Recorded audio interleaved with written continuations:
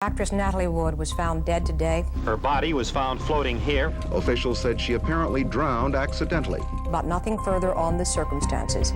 Natalie Wood foi a atriz mais quente de Hollywood em uma geração. Ela foi de estrela mirim a grande celebridade. Era como se ela tivesse nascido para ser filmada. A Natalie era uma estrela com todas as letras. I don't think about you when we're not together. Ela se casou com a lenda do cinema Robert Wagner não uma, mas duas vezes. I'm not making any sense. E o casal possuía um estilo de vida espetacular. Eles eram o casal dos sonhos de Hollywood, o ideal. Mas em 29 de novembro de 1981, no que era para ser um relaxante fim de semana, Natalie Wood, então com 43 anos, foi encontrada morta. Cause of death will be certified as accidental drowning. O veredito nunca agradou completamente a imprensa. The question of why Miss Wood left the yacht and drowned is yet to be answered fully. Agora, o médico legista Michael Hunter está trazendo uma nova abordagem a um dos mistérios mais persistentes de Hollywood. Foi um acidente, um suicídio ou algo mais sinistro? Eu quero entender como essa mulher fisicamente saudável acabou se afogando no Pacífico. Autópsia de famosos. Natalie Wood. O Dr. Michael Hunter é um médico legista mundialmente famoso. Ele realizou mais de 4.000 autópsias com o objetivo de entender a causa da morte. Hoje, ele é o principal médico legista de uma das maiores cidades dos Estados Unidos. Esse é o relatório da autópsia da Natalie Wood. E aqui dentro tem um monte de informações sobre os dias, meses e anos que precederam a morte. Eu quero descobrir o que a autópsia da Natalie pode revelar sobre o que aconteceu de tão errado naquele simples cruzeiro. Sexta-feira, 27 de novembro de 1981. Natalie e seu marido, Robert Wagner, estão em Marina del Rey, no sul da Califórnia, preparando-se para um cruzeiro de fim de semana até a ilha de Santa Catalina em seu barco, o Splendor. Todo ano, nesta época, eles costumam convidar um grupo de amigos para a viagem de mais de 100 quilômetros. Mas neste ano, apenas um convidado apareceu. Oi! Oh, Chris! O ator Christopher Walken. Oi, Chris. Que bom te ver. No momento, Natalie e Christopher estão coestrelando o filme de ficção científica Projeto Brainstorm. É a mais nova tentativa de reviver a carreira em declínio da atriz. Com 43 anos de idade, ela não atende mais às expectativas juvenis de Hollywood. Obrigada. Era uma época difícil porque ela estava sentindo a passagem do tempo. Ela estava preocupada que os papéis iam ficar mais difíceis de conseguir. Ela ainda fazia filmes, eles só não faziam sucesso. Ela ainda era uma mulher muito bonita, mas não era mais o momento dela. Quando ela foi escalada para o projeto Brainstorm, foi uma oportunidade para Natalie se restabelecer como uma atriz séria, para ser considerada mais uma vez como alguém digna de um Oscar. Mas atuar ao lado de Christopher Walken aumenta a insegurança de Natalie. O Christopher Walken fazia o marido dela, ele era mais novo que a Natalie. Ela estava com 43, que é uma idade perigosa para uma atriz em Hollywood. Ela estava preocupada com umas cenas de flashback do casamento em que ela ia ter que parecer ainda mais jovem. Natalie Wood nasceu em 1938 em São Francisco. O cinema foi muito importante para ela e para sua irmã, Lana, desde a infância. Eu e a Natalie tínhamos 8 anos de diferença. A minha família era praticamente comandada pela minha mãe. Com toda certeza. E ela adorava tudo que tinha a ver com Hollywood. A mãe de Natalie decidiu que transformaria sua filha mais velha em uma estrela. A mãe da Natalie, a Maria, era completamente obcecada. Ela preparou a Natalie para o estrelato, para a grandeza, desde o nascimento. A mãe praticamente vivia a vida através da filha. Ela era uma garotinha linda, perfeita, que ia ter tudo o que a mãe sempre sonhou para si. A visão de Maria se concretizou quando, aos 7 anos, Natalie alcançou o sucesso graças a um papel no filme clássico De Ilusão Também Se Vive. Ela recebeu aquele papel e transformou em algo que todo mundo se lembra. A primeira coisa que eu notei na autópsia é que o cabelo era longo e castanho, os olhos eram castanhos e ela tinha o corpo de uma mulher caucasiana bem nutrida e bem desenvolvida. A autópsia afirma que não havia lesões no escalpo ou no crânio. No entanto, havia vários pequenos ferimentos superficiais nas pernas. Aprofundando, eu vejo que o pulso esquerdo estava levemente deformado. Isso é típico de um osso quebrado, que não se curou direito.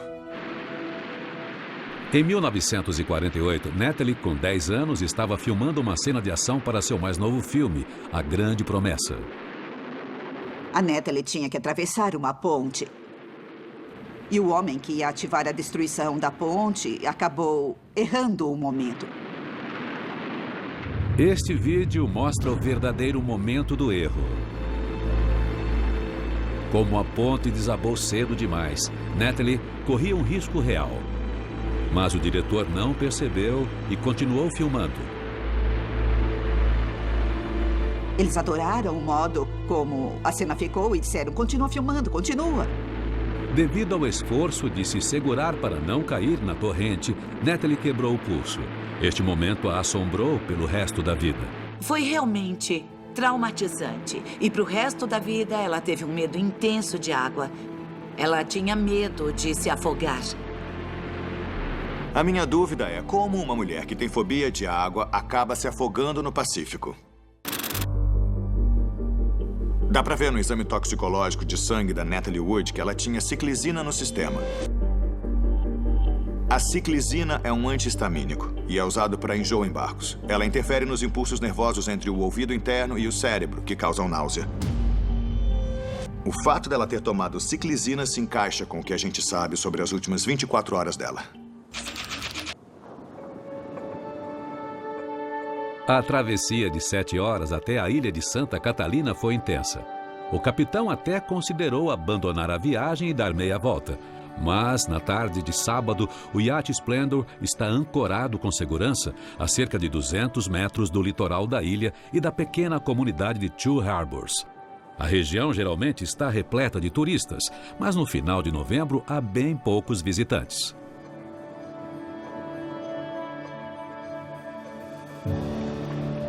Por volta das 2 da tarde, Natalie e Walken decidem levar o bote do Splendor à costa.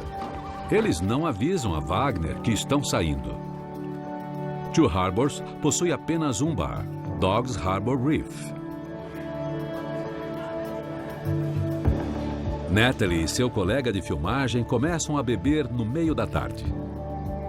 Ela adorava vinho. Ela não costumava beber destilados. Ela, às vezes, bebia um Blood Mary. Ela bebia socialmente. Quando abriram o estômago dela, sentiram um cheiro forte de álcool. O teste revela 0,14% de álcool no sangue dela. Quase o dobro do limite para dirigir nos Estados Unidos. Nós já sabemos que tinha ciclizina no sistema dela, o que amplifica os efeitos intoxicantes do álcool. Eu fico surpreso dela ter sido tão irresponsável. Misturar drogas dessa forma pode ser incrivelmente perigoso. Os funcionários do Dogs Harbor Reef estavam acostumados com a presença de celebridades e não deram atenção às 2 estrelas de cinema bebendo no bar. Mas a indústria de fofocas de Hollywood já estava interessada em Natalie e Walken há algum tempo. O Christopher Walken gostava da Natalie Wood. Ele gostava dela e ela gostava dele. Depois de um tempo, nós, da imprensa, começamos a ouvir que talvez eles se gostassem um pouco mais do que deveriam. Após quase 40 anos na esfera pública, Natalie estava ciente dos rumores sobre ela. Ela sabia que os outros observavam ela, julgavam ela. E isso se tornou exaustivo depois de um tempo. Se tornou um problema para ela. Ela queria voltar a ser uma pessoa normal. No relatório, dá pra ver que ela tinha uma receita para Placidil, um sonífero muito forte. A receita era para 30 comprimidos, era de um mês antes e tinha poucas pílulas sobrando. Então nós podemos concluir que ela estava tomando um comprimido por dia.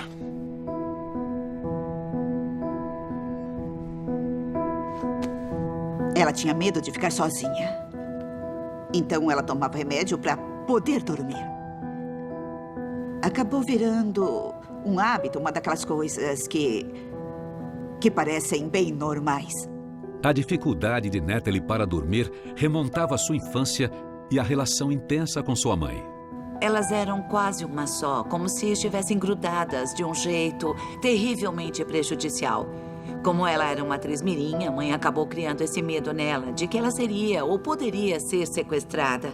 E a Natalie começou a ter um medo intenso de ficar sozinha. Natalie recorreu aos soníferos para aliviar sua ansiedade. Ela estava em Hollywood, que é praticamente o centro da hipermedicação. Todos os problemas eles consertam com um comprimido. São 3 da tarde. Natalie e Christopher Walken estão bebendo sem parar há 1 hora.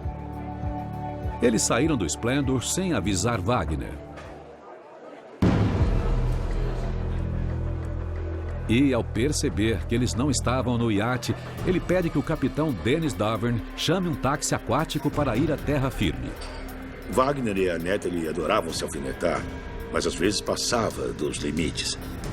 Ela bebia muito, ele bebia muito, e era um território muito perigoso. Eu vejo isso o tempo todo. Pessoas embriagadas têm funções cerebrais reduzidas, e isso leva a decisões ruins e, geralmente, a situação acaba saindo do controle. 28 de novembro de 1981, no dia anterior à sua morte, Natalie, seu marido Robert Wagner, o ator Christopher Walken e o capitão do iate, Dennis Davern, estão bebendo em um bar na costa oeste da ilha de Santa Catalina. Às 8h30 da noite é a hora do jantar. Mas, após poucas garfadas, Natalie devolve sua comida e brinca. Eu vou beber o meu jantar. Olha, eu vou beber o meu jantar, tá bom? Mas, por trás das piadas, a relação de Natalie com comida pode ser o sintoma de um problema sério em sua vida de estrela de Hollywood. Além das receitas para soníferos, os investigadores encontraram um vidro de triclormetiazida, um diurético poderoso.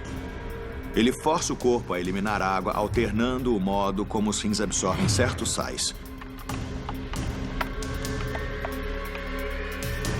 Diuréticos geralmente são receitados para pressão alta, mas nada no relatório indica que ela tivesse problemas de pressão. O coração era do tamanho normal e os rins pareciam normais. Então deve ter outro motivo para ela estar tomando esse remédio. Os diuréticos também servem para outras coisas e podem ser usados por indivíduos que estão tentando perder peso muito rápido. A visão de Hollywood sobre os diuréticos é meio que... Bem, são os ossos do ofício. Here's Natalie Wood, the kind of fresh young face and macaroni-proof young figure that the movie industry is always seeking. Se você não quiser perder o seu lugar diante das câmeras, você tem que fazer o que for possível. O menor aumento de peso pode ser um desastre. Quando ela ainda era jovem, a Natalie começou a tomar remédios para emagrecer, um tipo de anfetamina. Ela sentia que tinha que sempre estar com o corpo em forma. E isso levou ela a tomar tantos remédios para emagrecer que ela não comia nada. Ela era praticamente anoréxica. Relatos de que ela pode ter sido anoréxica aos 20 anos não são surpresa. Se encaixa muito bem na necessidade de controle. Lembre-se que a anorexia entra no âmbito dos transtornos obsessivos compulsivos. Na verdade, é uma necessidade de ser capaz de controlar a forma do próprio corpo. Isso tem tudo a ver com uma jovem mulher em Hollywood com muita pressão para se encaixar num ideal. 6 semanas antes da viagem para a ilha de Santa Catalina, no set de seu mais novo filme, Projeto Brainstorm, Natalie está mais do que nunca consciente de seu peso. Aos 43 anos, ela espera que o filme reanime sua carreira em declínio. Ela estava preocupada em perder peso para parecer mais elegante e desejável. É provável que Natalie estivesse usando o diurético para se manter magra. A receita para triclormetiazida tinha 6 semanas. Ela tomou 12 comprimidos, então ela estava tomando parte desse remédio enquanto filmava nas locações. E, estranhamente, ela também estava bebendo durante as filmagens. A Natalie tinha uma regra de que, durante as filmagens, ela não bebia por motivos óbvios. Ela não queria ganhar peso, entre outras coisas. Mas em Projeto Brainstorm, ela quebrou essa regra. Ela tinha consciência dos efeitos que o álcool tinha na aparência dela, no corpo dela. Então, os mecanismos de controle que ela normalmente tinha, aqueles bloqueios que ela tinha para garantir que sempre estivesse bem e saudável, estavam começando a sumir, já não estavam funcionando do mesmo jeito. Por trás das câmeras, a vida pessoal de Natalie estava desabando. O casamento dos Wagners, pelo menos por fora, para o público, era um conto de fadas. Mas por dentro do casamento haviam muitas falhas, como ciúme e competição. O segundo casamento de Natalie com Robert Wagner parecia estar em risco. I gave him a call, told him you were fine, asked if he was fine. He's fine. Fine. Não foi a primeira vez que seu relacionamento com Wagner foi levado ao limite. Natalie se casou pela primeira vez com Wagner, de 27 anos, quando tinha apenas 19. Mas, após 4 anos, o relacionamento desmoronou em meio a rumores de infidelidade. E em 1962, eles se divorciaram. Ela passou por um casamento infeliz com o Robert Wagner. Foi uma época ruim, negativa na vida dela. Aparentemente, durante este período, os remédios prescritos ganharam mais destaque na vida de Natalie. Um amigo da Natalie visitou a casa deles algumas vezes e me contou que quando ele foi ao banheiro e abriu o armário de remédios, ele viu todo tipo de coisa. Não há nenhuma evidência nesse relatório de autópsia de que ela estivesse tomando qualquer um desses remédios. Mas é claro que aos 20 e poucos anos não era novidade para ela se automedicar para tentar lidar com o estresse. Você tem que pensar na situação em que a Natalie estava na época. O mundo dela ficava bem longe da esfera da normalidade, bem longe de praticamente qualquer coisa que alguém pudesse se identificar. Havia uma noção de, o meu comportamento é perfeitamente normal, eu estou lidando com isso. E esse é um estado mental muito vulnerável e perigoso. 10 da noite. Após beber durante a tarde e depois à noite, o grupo começa a se acalmar. Mas eles estão claramente embriagados.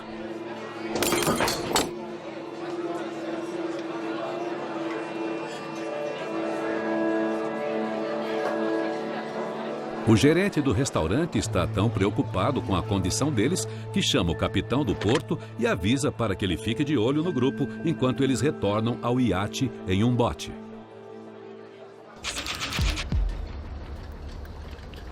10:30 da noite. Natalie tem apenas horas de vida. Nos interrogatórios, as 3 testemunhas afirmaram que a festa continuou no iate.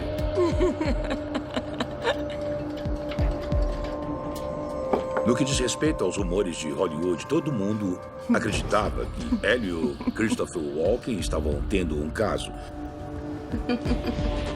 E o Robert Wagner, quase com certeza, também acreditava. O Christopher Walken foi o estopim para os eventos que ocorreram naquela noite. Ainda acho que isso é verdade.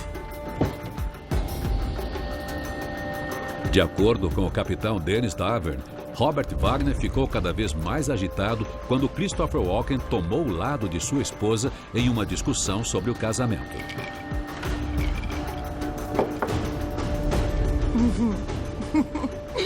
É o que eu sempre digo, você tem que seguir seu coração. Ela tem que seguir o coração dela. E, de repente, o Wagner disse pro Walken: Você dormiu com a minha esposa!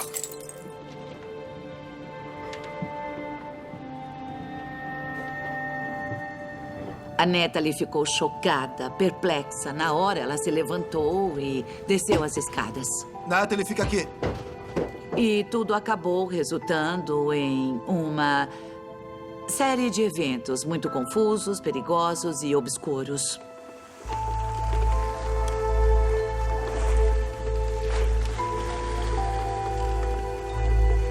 O que começou como um feriado relaxante de dia de ação de graças se torna horrível e termina em tragédia.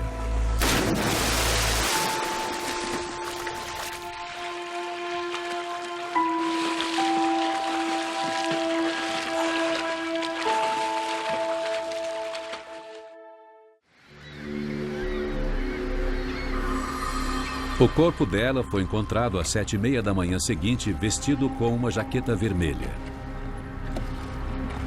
Natalie Wood foi declarada morta às 7h44 do dia 29 de novembro de 1981. No dia seguinte, o médico legista convocou uma coletiva de imprensa. Sua declaração foi breve. Cause of death will be certified as accidental drowning. Com a mídia cercando a ilha de Santa Catalina, o médico conectou os eventos por trás da morte a partir das declarações de Wagner, Walken e do capitão Dennis Dovern. Aparentemente, após a discussão, Christopher Walken voltou à sua cabine privada, deixando Dennis e Wagner juntos no recinto. Wagner disse que às 11h45 viu a esposa no banheiro. Esta foi a última vez que ele a viu viva. Para explicar por que Natalie teria subido ao convés, Wagner disse que ela com frequência se sentia incomodada pelo som do bote batendo na lateral do iate e pode ter saído para apertar a corda de suporte. A corda às vezes afrouxava com o movimento das ondas. Wagner disse que Natalie teria de antes soltar o bote para então prender a corda com força.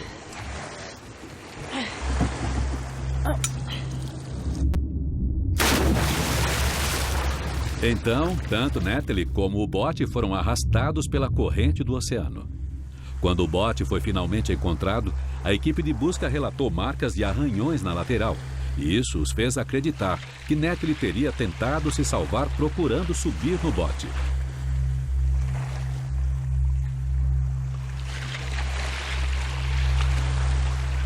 Sem nenhuma testemunha aparente dos últimos momentos da atriz e poucos fatos para colaborar, o médico legista concluiu: morte por afogamento acidental. Pelo que eu vi no relatório da autópsia, a descoberta mais crítica foi de que os pulmões estavam volumosos e pesados, com espuma saindo do nariz e da boca no momento em que foi encontrada. Qualquer corpo encontrado no oceano vai ter os pulmões cheios de água. Mas quando você vê a espuma, significa que a água se misturou com o ar. Isso é claramente morte por afogamento. Mas essa é a parte fácil. Agora eu quero saber o que a autópsia diz sobre como isso aconteceu. Como essa estrela de cinema, que tinha um medo terrível da água, acabou no oceano. Eu fico surpreso que o exame toxicológico da Natalie tenha investigado a presença de barbitúricos. Barbitúricos são depressores do sistema nervoso central, relaxando todas as partes do corpo. Isso resulta no sedativo muito eficaz. Mas este remédio pode ser mortal. Sem antídotos conhecidos, uma overdose de barbitúricos também é uma maneira eficaz de cometer suicídio. O fato de que este teste tenha sido feito sugere que eles realmente consideraram que barbitúricos tiveram algum papel na morte dela. Após seu divórcio em 1962, Natalie se relacionou com uma série de homens de alta classe. Para ela, a festa não tinha acabado, com certeza. Ela começou a sair com alguns dos homens mais desejados do mundo. Warren Beatty, Frank Sinatra, Steve McQueen. Mas, apesar das aparências exteriores e uma carreira de sucesso no cinema, Natalie passava por dificuldades. Em novembro de 1964, durante um intervalo de fim de semana, nas filmagens de A Corrida do Século, o estilo de vida hedonista de Natalie encontrou um final repentino.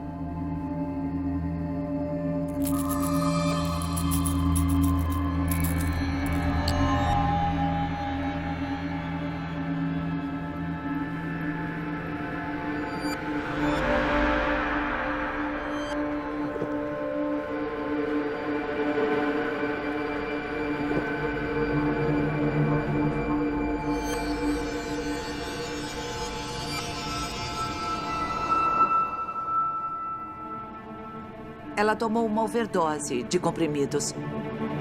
Ela disse que não queria mais viver.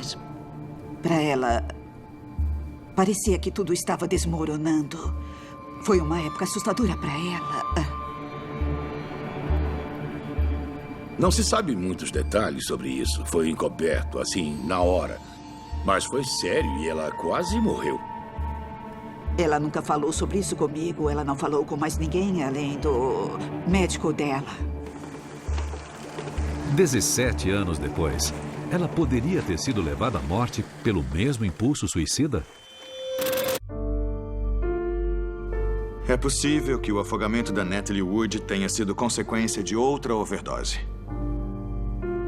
Uma overdose de barbitúricos pode ter um efeito devastador no cérebro. Pode causar perda de coordenação e confusão.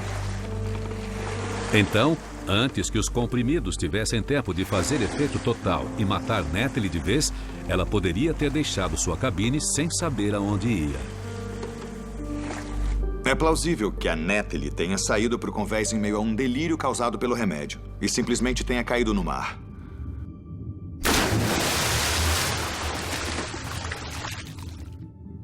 Mas o relatório toxicológico mostra que não havia presença de barbitúricos no sistema dela.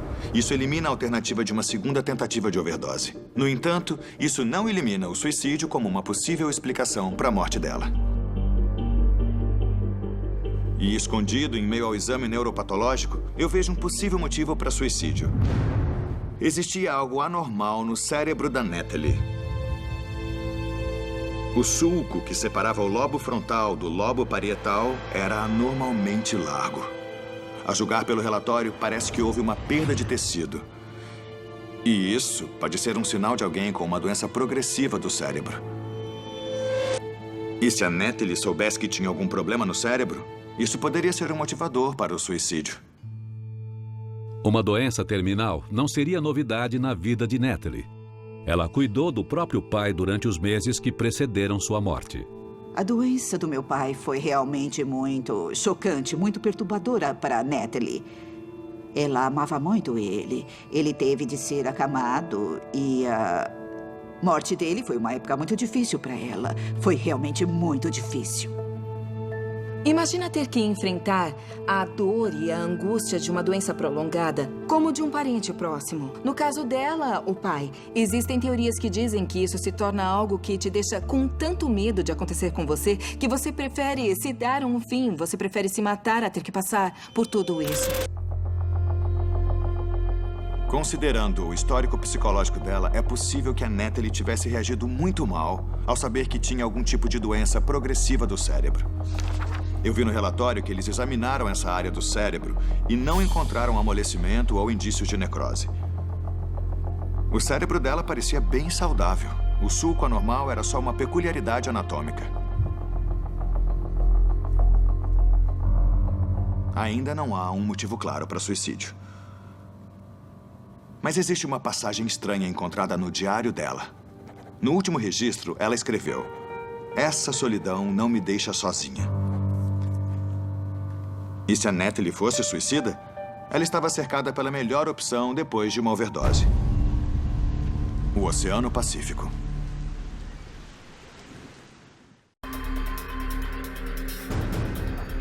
Até agora, eu descobri que a Natalie Wood tinha um histórico psicológico problemático que inclui uma antiga tentativa de suicídio. Então estou considerando a possibilidade de outra tentativa de suicídio. Desta vez, por afogamento.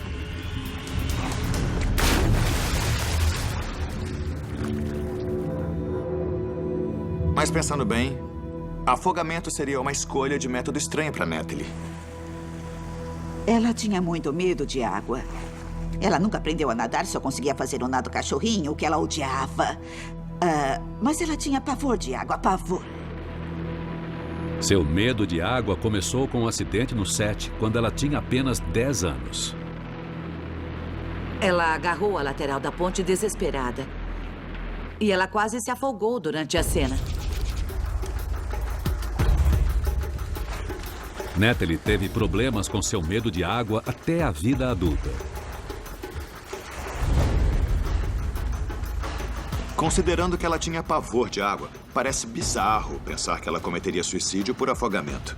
Mas o exame toxicológico também mostra que ela estava embriagada. E isso pode mudar tudo. ela estaria muito mais relaxada, chegando ao ponto da insensatez. Esse é o princípio dessas substâncias. Elas ajudam a lidar com a ansiedade, a lidar com o medo. Então, por mais estranha que pareça uma tentativa de suicídio por afogamento, isso não é algo a ser totalmente ignorado. Para poder me decidir se a Natalie se afogou intencionalmente, eu preciso entender muito bem o que aconteceu logo depois da primeira tentativa de suicídio dela. Muita coisa pode mudar depois de um trauma dessa magnitude. Uma das maiores mudanças na vida de Natalie após sua tentativa de suicídio em 1964 foi a maternidade. Ter um filho significava tudo para ela. Tudo. Antes mesmo de se casar, ela falava que queria um filho, que queria um filho. E ela queria que esse filho tivesse a infância que ela nunca teve. Sua primeira filha, Natasha, nasceu em 1970 do segundo marido, o produtor cinematográfico Richard Gregson. 4 anos depois, ela teve outra filha, Courtney, com Robert Wagner, com quem ela se casou novamente. Se tornar mãe deu a Natalie força para enfrentar seus demônios. Ela começou a fazer psicanálise. Ela sempre fazia questão de não perder nenhuma sessão. Estava até nos contratos dela que, de vez em quando, ela ia ter sessões de 1 hora com o terapeuta. Natalie recobrou o controle da própria vida após chegar tão perto de perdê-la. E havia evidências no Splendor que, 17 anos após sua tentativa de suicídio, Natalie ainda estava utilizando medicamentos. Os investigadores acharam 4 tabletes e meio de Valium, bem como um vidro vazio de Dalmani, que é um remédio parecido com Valium. Estes tipos de sedativos seriam os indicados para controlar o humor dela depois da tentativa de suicídio. Considerando como a Natalie se dedicava às filhas, o compromisso dela com a terapia e o enorme medo da água, eu acho que dá para eliminar suicídio. Eu preciso procurar em outro lugar a explicação de como a Natalie foi parar na água e, para isso, eu tenho que levar em conta cada momento antes da morte dela. E um elemento-chave é quanto tempo ela ficou dentro da água antes de morrer. A autópsia inclui um parecer de que quando o corpo de Natalie foi encontrado por volta das 7h30 da manhã, não havia rigor mortis. Seu corpo não havia enrijecido. Isso convenceu parte da equipe de resgate de que ela ainda estava viva cerca de 2 horas antes de ser encontrada. O rigor mortis é um dos métodos mais conhecidos para tentar descobrir quando alguém morreu.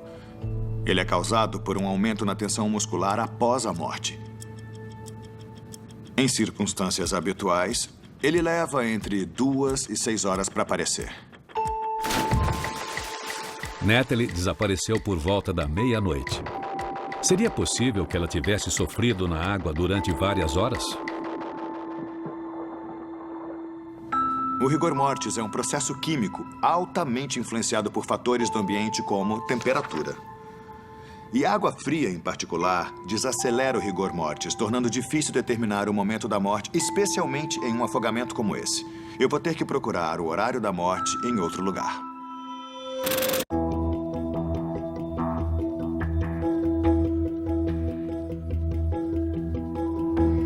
O relatório da autópsia diz que havia cerca de 500 centímetros cúbicos de comida parcialmente digerida no estômago da Natalie. E esse é um meio muito mais confiável de determinar a hora da morte. Existem dados sobre quanto tempo leva para a comida passar pelo estômago. E esse processo para com a morte. Então é possível usar isso para determinar quando alguém morreu. O jantar ainda estava no estômago dela, o que quer dizer que o movimento gástrico parou entre 3 e 4 horas depois da última refeição. Isso sugere que ela morreu por volta da meia-noite, cerca de meia hora depois de ser vista pela última vez. Então, para resolver o mistério de como a Natalie foi parar no oceano, temos que focar nos últimos minutos depois que ela foi vista viva pelo Wagner. Seja lá o que aconteceu, foi bem rápido. E aqui no relatório, há evidências que me levam a crer que a história toda não foi uma simples queda. A autópsia indica que não houve lesões no escalpo ou crânio, nenhuma lesão traumática no peito ou abdômen, mas dá para ver que existem mais de 24 ferimentos no corpo.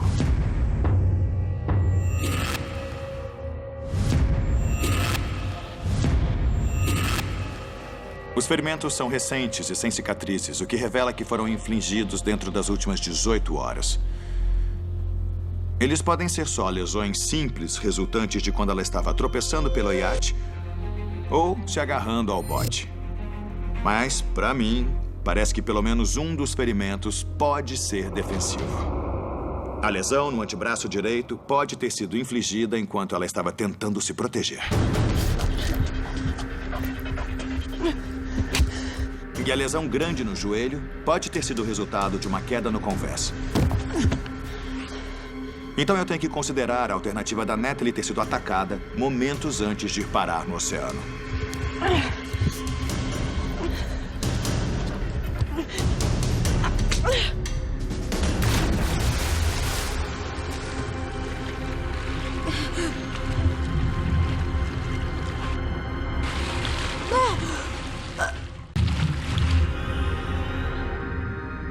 Durante 30 anos, a explicação de como Natalie foi parar no oceano continuou um mistério. Mas em 2011 surgiram novas evidências e a morte de Natalie foi reinvestigada. Recently, we have received information which we felt was substantial enough to make us take another look at this case. No centro desta nova investigação está Dennis Davern, que retirou seu depoimento original dado à polícia. Have you changed your story from when you spoke to investigators years ago? I made mistakes by not telling the honest truth. Dennis, what happened that night? Was there an argument on the yacht?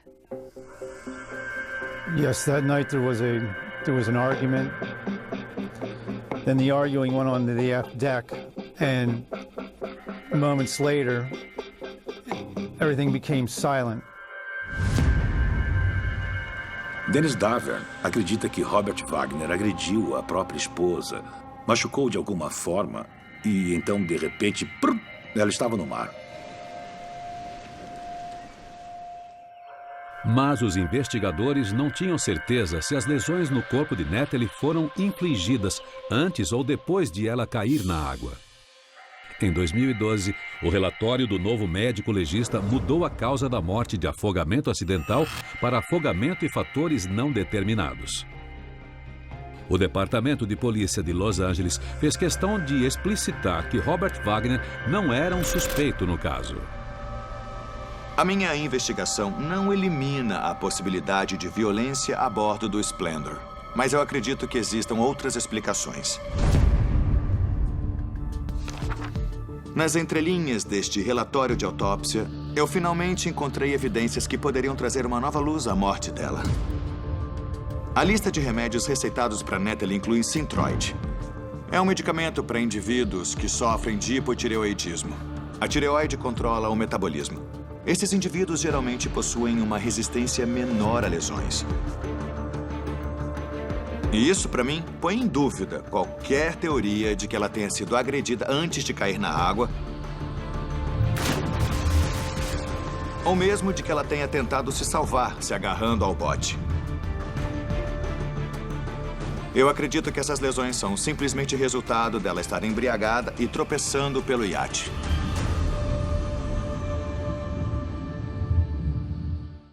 Esse é um caso complexo, com muitas incógnitas. E esta é a sequência de eventos que eu acredito ter levado à morte dela. 28 de novembro de 1981, por volta da meia-noite. Essa mulher tinha uma rotina. Ela tomava um sonífero toda noite, o Placidil. Mas o exame toxicológico não mostrou traços de Placidil. Isso sugere que ela ainda não tinha tomado o remédio. Mas o relatório mostra a presença do analgésico propoxifeno em uma concentração de 0,07%. E isso sugere que ela provavelmente tenha tomado esse remédio cerca de 2 horas antes da morte. Destinado ao uso hospitalar para tratar enxaquecas, propoxifeno era às vezes utilizado para tratar insônia, pois além de eliminar a dor, o comprimido causa sonolência 60 minutos após ser tomado. O propoxifeno, combinado com a ciclizina que ela usou para náusea e o álcool, pode criar uma mistura mortal, roubando dela a habilidade de sobreviver. Por volta da meia-noite, nós sabemos que alguma coisa levou a Natalie a colocar uma jaqueta e sair para o convés. A combinação de drogas pulsando no sistema dela pode ter afetado a coordenação, prejudicado o discernimento e feito que ela perdesse o equilíbrio.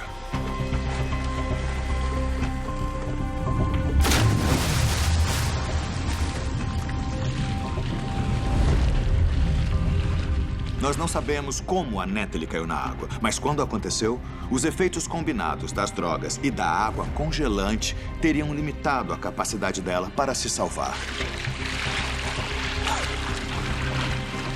Os músculos dela se enrijeceriam e ela nem conseguiria gritar por socorro. Com o tempo, ela não ia conseguir respirar para circular oxigênio pelo corpo, e isso causaria uma lesão por hipóxia no cérebro. Em 10 minutos, ela teria morrido por afogamento.